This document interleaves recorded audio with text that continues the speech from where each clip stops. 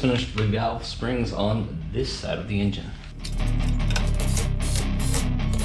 To help cool the gearbox, I'm gonna add this to the backing plate here. Then we are gonna run a water in and a water out and kind of carve out some cooling passages so that we can get some cooling on this back plate of the gearbox, and hopefully that will take care of our heat issues. Certainly won't hurt to have some more cooling going on in this unit.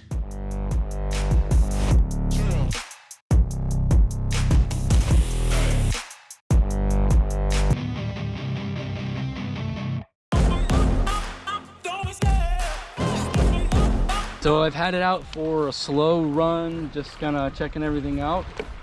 Everything seems good, but you can't really tell until you start going fast. Then you start to find out what doesn't work.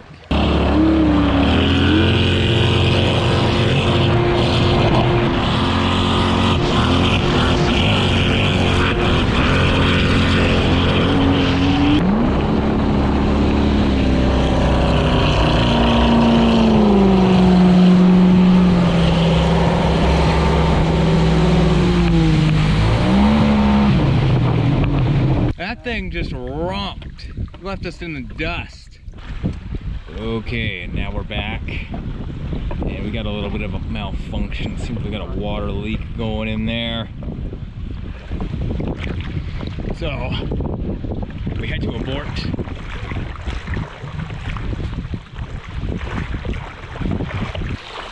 I don't know what this is supposed to be, but What? That's the bilge pump. oh, okay. Yeah, That's been cranking the whole time. got the bilge pump going. I'll drop some of these. It's got a lot of water. I kind of thought the starter would die because it's completely underwater.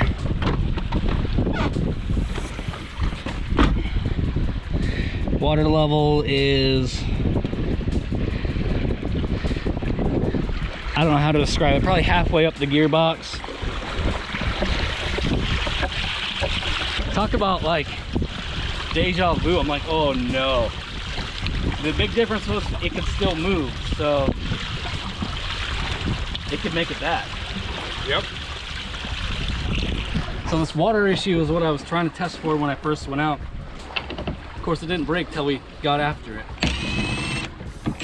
which is pretty typical. And I don't want to go after it when I don't have the seat on.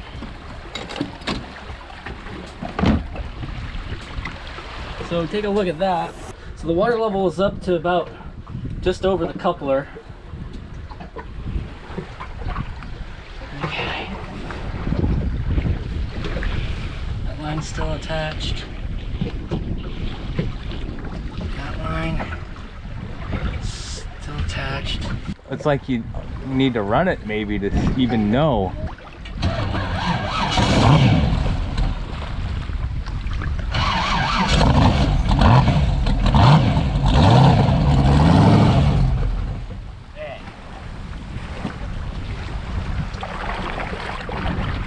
Really can't see anything when it's running because it's like splashing all over the place.